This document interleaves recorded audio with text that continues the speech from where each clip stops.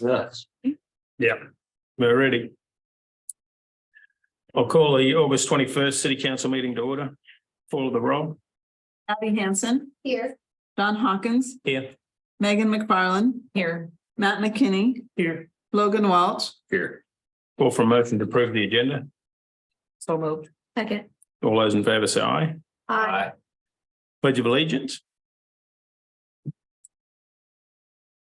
I pledge allegiance to the flag of the United States and to the republic which stands one nation, indivisible, with liberty and justice for all. Item 1, petitions, communications and requests. This is the time of the meeting that a citizen may address the council on a matter not on the agenda. Except in case of emergency, the City Council will not take any action at this meeting, but may ask city staff to research the matter. I have the matter placed on the agenda for a future meeting. Anybody have anything for us tonight? We've got a donation presentation by Scott Eli for the trustee of DM McLaughlin. What's it? What's it? I'll let you. Revocable posts. First of all, thank you for giving us time to talk today.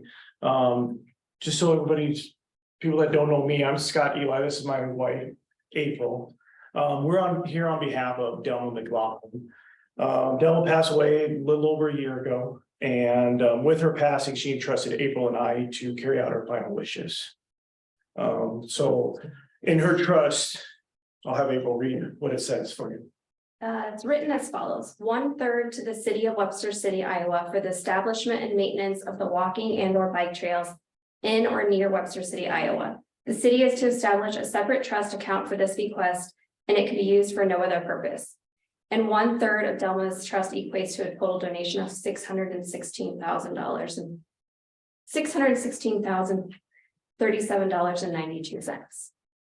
So we're obviously honored to be able to share this exciting news. Anyone that knew Delma and Nick knew that they love the trails and give back to the community. We're currently working with Zach, the city attorney, on the final details or formalities worked out in that. Yeah. Amazing. Thank you. That's it. Yes. Thank you so much. So we'll work the next couple of weeks with city staff and enhance Hamilton County to get the fund set up, and then the account set up, and then we'll do the actual transfer at that time and close the trust out. So Okay. Great news. Item 2, minutes, claims, reports from licenses. The following item has been deemed uncontroversial. Routine actions to be approved by the council on a single motion. If a council member or a member of the audience wishes to have an item removed from this list, it will be considered on its normal sequence on the agenda. 5A, minutes of August 7th. B is a resolution on payroll for period ending August 12th and paid on August 18th. C is a resolution on bills and approved the fund list. D is the city manager reports for June electric for July and July. E is the police department report for July, fire department report for July. Recommend approval for issuance of beer and liquor licenses by the Iowa Department of Commerce for the following: Class C retail alcohol license and outdoor service, Seneca Street Saloon, 919 Seneca Street. That's it. I move to approve collectively. Second. All those in favour say aye. Aye. Those same sign. Item 3, general agenda. So we have a public hearing to amend the fiscal year 24 budget. I'll open the hearing. Are there any written objections? Received no written objections. Are there any oral objections? No oral objections. I'll close the hearing. Jody? So this is to roll over unused budget funds from the fiscal year 23 to fiscal year 24, mainly just because of the supply and demand issues that we're having. So none of it, they were all fund balances. We had the money to transfer over, and I tried to spell it out in detail, but you have any questions? No. I think we've dealt with it before, so. Yep. Yep. Thanks, Dodie. Thank you. Call for motion. So moved. Second. All those in favour say aye. Aye. Item B is a request from St Thomas Aquinas Parish for street closing of Des Moines Street between Bank and Water Streets for the car show to be held Saturday, October 7th from 11 a.m. to 3 p.m. Closure from 10 a.m. till 3 p.m. This has just been an annual event for them to raise money, for their youth to raise money for different trips and that they want to participate in. Move to approve. Second. All those in favour say aye. Aye. Item C is a resolution setting time and place for a public hearing on proposal to amend the Code of Ordinances of the City of Webster City, Iowa 2019 by adding section 50-120 entitled Solar Energy Systems to Chapter 50, Article 3, Division 3 for the purpose of regulating the placement and use of solar energy systems in the city's zoning districts. Evening for September 5th at 6:05 p.m. Good evening, Mayor and council members. So this is just a request to set the public hearing again for September 5th at 6:05. Since Labor Day, it won't be on that Monday, it'll be on that Tuesday. So we're seeing more of a trend on solar. And we currently do not have a section in our code that addresses these. So we're just looking to add a section to the code entitled Solar Energy Systems. So again, this is just the request to set the public hearing on September 5th at 6:05. Thanks, Ariel. Call for motion. Move to approve. Second. All those in favour say aye. Aye. D is resolution approving a memorandum of understanding between the Iowa Department of Revenue and the City of Webster City, Iowa for participation in the state set-off program. So they're changing the They're rules. just changing who's administering it from the Department of Administrative Services to the Iowa Department of Revenue. There is a few changes.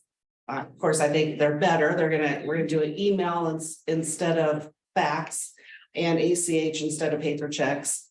It will be a little bit of work for staff. We'll need to review all of the current debts that we have and make sure that they still qualify, that they're under 10 years, and we'll need to put them in again. But we would very much like to continue using this program. Well, it's collected a lot of money, so, yeah, so it's working. Okay, call for a motion. So moved. Second.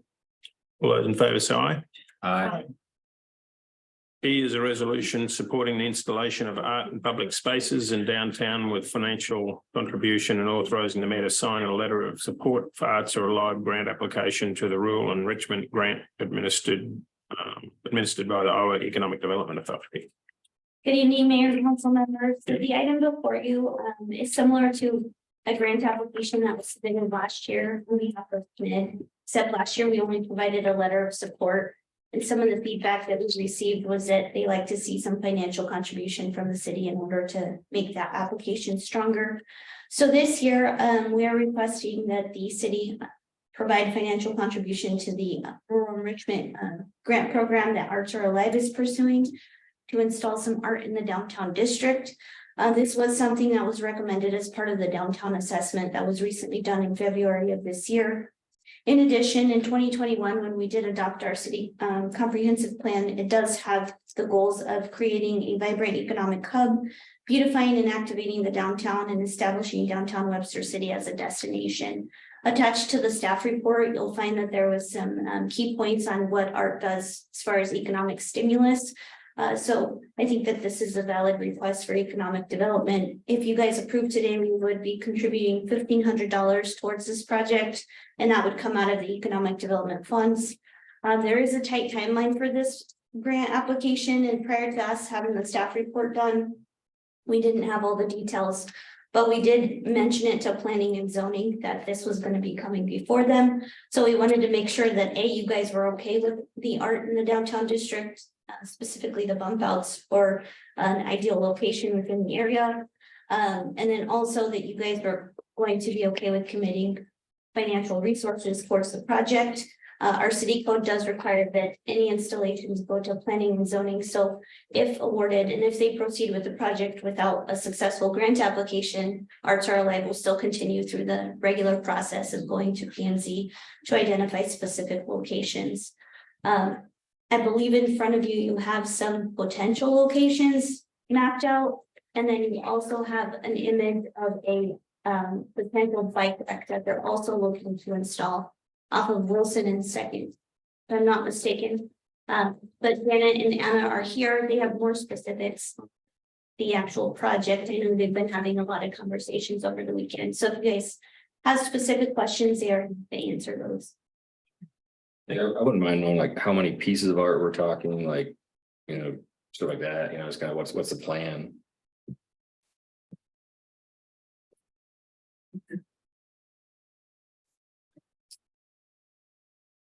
So right now we are specifically talking about 5 pieces of art. So that would include the bike rack that would be permanent, functional art, which in the webinar for the rural enrichment grant, they did say that functional pieces that have a dual use tend to score better. So that's important.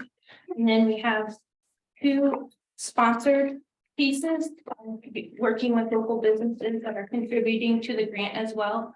And then the grant funds will actually enable Arts Are Alive to install 2 more pieces and sustain those for 2 years while we look for a business commitment for year 3. So these would be part of the rotating sculpture walk, the 4 additional pieces. And then we do have a potential of another piece being added to it.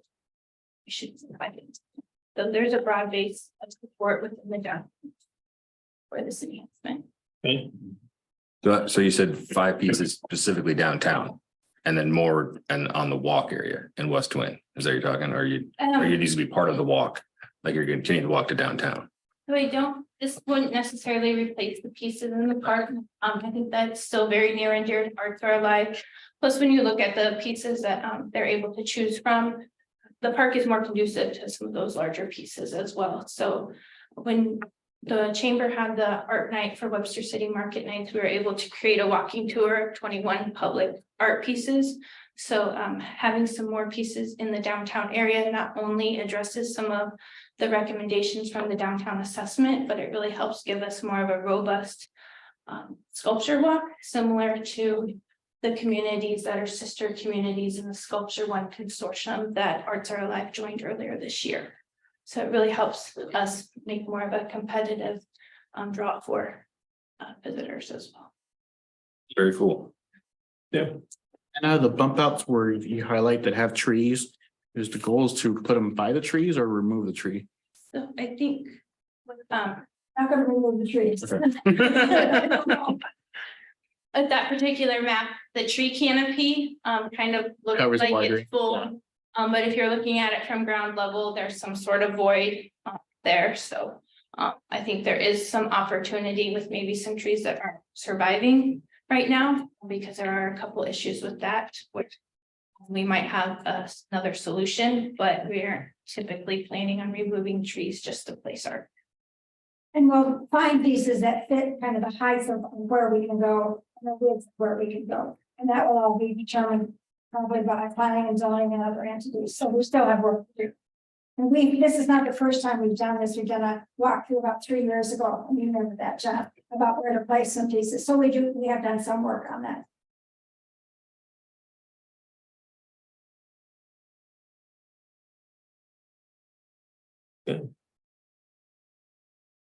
Any other questions, folks? Thanks very much. Yeah. Okay. Call for a motion. So move. Second. All those in favor say aye. Aye. Let's hope we get the grant. Item F is a council memorandum resolution authorising the mayor to sign and execute Oxbow restoration agreement with Nature Conservancy for the Oxbow restoration project at Brewer Creek Park. Hello. So the Nature Conservancy approached us a few months ago about wanting to do Oxbow restoration, and basically an Oxbow is I guess the channel of a former stream or river or something like that. And then, so she'll take you through all the technical questions, anything like that. Basically it comes down to it's not going to cost the city a dime. I guess the only potential drawback is we can't do anything with that project or that particular parcel of land, which it is in the floodplain, for 10 years. So I will let her take over. This is Karen from the Nature Conservancy. So Even Karen. Good. Sounds like you guys already have the designs and maps and things in front of you, so I won't go over the details because you guys maybe already know it, but if you guys have any questions about what it will be, or yeah, I just don't want to repeat if you guys like already know what it is. We read the packet, so we have the whole, everything it gave us, so. We read the packet, of course, but sometimes people watching at home are kind of like, well, what's an oxbow? Why are we Yeah. doing this? So maybe just like a Just 30 second, a minute, like highlights of what it is and what we're doing. To restore it as a wetland is set aside from the river, so it'll be the river, then the bike path, then this wetland. When the river floods that area, it isn't a floodplain, it will allow fish and wildlife to access that habitat. We've done over 50 of these in your area. They provide really great habitat for 57 different bird species, 81 bird species, 57 fish species, countless like mussels, beavers, all sorts of great stuff. Good for floodwater storage, reducing that in flood impact city farms, and good for water quality. It naturally filters out water to purify it before it gets into the creek. So this is kind of where we're proposing to do it. That is the historic river bed. We will have to dig about 7.5 feet. I think that's the maximum. That's the elevation to the current river. The historic one, rivers now are even more in size than they were 100 years ago. So I'm guessing we won't have to dig that deep, but if we're gonna do that deep, it's gonna be 70 feet wide so that we can have nice gentle slopes so that nobody's falling in or it's not a hazard. When we're doing the construction, we're gonna fence the whole thing off, make sure people stay out until it is done. We will reseed it so that the banks are nice and stable and greened up. It'll just be an enhancement. You guys already have prairie there. It'll just be another habitat that wildlife can benefit from. And I think a beautiful feature right along the bike trail. Good. So, yeah, any questions? And then there's this blue line, there's already a culvert. So that's another way that kind of floodwaters will get in. And if it's too full or if there's too much running off the hill, that's the way that water can get out too. So it shouldn't, I've never seen one like overflow. It shouldn't impact the bike trail or anything like that. And the access will have to come across the bike trail, but he's just gonna move in, and be done and not be going back and forth over that. So hopefully no damage. If there is damage, we will cover that to be repaired. That's part of the project. Okay. Right now, we're waiting for a wetland delineation to get approval from the Corps of Engineers to put the spoil in that orange area. If not, we'll have to figure out if you guys want the dirt for some other purpose. It's typically We probably do. black dirt. You guys are welcome to it. and I've come to this. Black dirt. I think I've got plenty of uses with black dirt. So if it's not a wetland, we can pile it there and let it dry out. It's typically soupy, or if you guys want to just be hauling it as we're digging it, that's cheaper than having to have somebody Yeah. dig it again, but we have lots of options. Yeah, well, we can work with you, so. And we're flexible too on the design if you guys want it to be smaller. Right now I'm proposing, the lines didn't match up. This is supposed to be here. It's so big, we're gonna divide it into 2 pools. That's for the federally endangered fish needs smaller habitat, so the bigger predatory fish aren't attracted to that habitat. And they don't just get like gobbled up by a bigger fish, so. That's a requirement just from Fish and Wildlife for that fish, but. Yeah. How often will that have water in it? It should have water year round. It will. I mean, as long as the creek has water, it will have at least that much water, sometimes more, because it's getting seepage from the hillside. So, And questions. Might find it interesting is that most of this water is gonna be groundwater, so it's gonna be colder, so it's not necessarily gonna be like a mosquito breeding habitat or anything like that. because it's got that groundwater coming in, it's always fresh. It's not like stagnant. So yeah, people always get questions about mosquitoes. For one thing, we're enhancing the habitat. So there's gonna be frogs, there's gonna be bats and things that take care of all those bugs. So. Kids, like bats and things. Well, some of us do. You stay there. Yeah, I'm attracted to them, so they don't have your house. Don't you live just like 2 house back? Yeah. Yeah. Down to your house and eat there. Very good. Thank you very much. Thank you. Second. All those in favour say aye. Okay. G is a resolution authorising the city manager to continue in negotiations with Webster City Custom Meats to finalise a wastewater services agreement and authorising the mayor to sign and execute a wastewater services agreement when finalised, and authorising the city manager to provide letters of support to Webster City Custom Meats as they pursue state and federal incentive programs. So this is an item we've been working on for a couple of years, actually. The city is permitted by the DNR for our wastewater treatment plan, and part of the permitting process is to do regular inspections of our wastewater treatment plant as well as the operations of our wastewater utility. Part of the operations are requires us to enforce treatment limits for significant industrial users. Those are large industrial users that have waste that's not typical of domestic waste. So Mary Ann's Custom Meats, Natural Shrimp, Cactus Farms, when they used to be here, we're all significant industrial users to a certain extent. We have been working with outside counsel on getting new wastewater treatment agreement languages put together, in large part because in 2019 and 2020, just this past year, earlier this year, during our inspections, the DNR noted that there were significant violations by several significant industrial users, and that we weren't doing an adequate enough job to enforce those treatment limits. Now, we've been working with majority of the existing industrial customers that are still remaining. Council executed, approved the treatment agreement with Mertz Engineering earlier this year. Custom Meats is one that we have been trying to finalize here recently. Since Fairway initially took over ownership of Webster City Custom Meats, they approached the city about certain programs that they're trying to move forward with IEDA. And part of the IEDA requirements is that they be in compliance with the city as well as the DNR for any violations such as this matter. So we have been working with them on the language for the treatment agreement. We've also been working with them on a couple of items related to financial incentives they're trying to pursue with the state. So once we kind of have this agreement finalized, we'll be able to move forward. And then it'll also, the resolution provides for the city to provide letters of support required by the IEDA and Iowa Finance Authority for whatever incentive programs they're pursuing. So. Okay.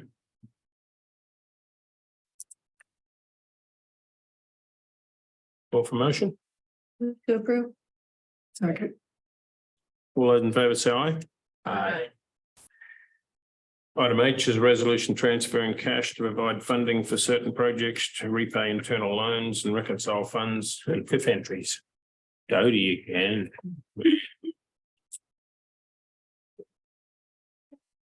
So this is just the fiscal year end transfers. Just like you read to balance out negative accounts. Move money around to fund projects. We have some TIP obligations for like the LMI. And there's quite a few. Yeah, we read down Questions? quite a big list here. I didn't. Anyone else? Thanks, Dodie. Mhm. Call for motion. So moved.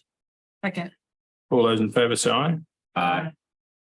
Item 4 is closed session, meet in closed session to evaluate the performance of the city manager, which is necessary to prevent needless and irreparable injury to the individual's reputation, and that individual's request for closed session is provided by chapter 21.5I of the Code of Iowa. Move to go to closed session. All those in favour say aye. Okay.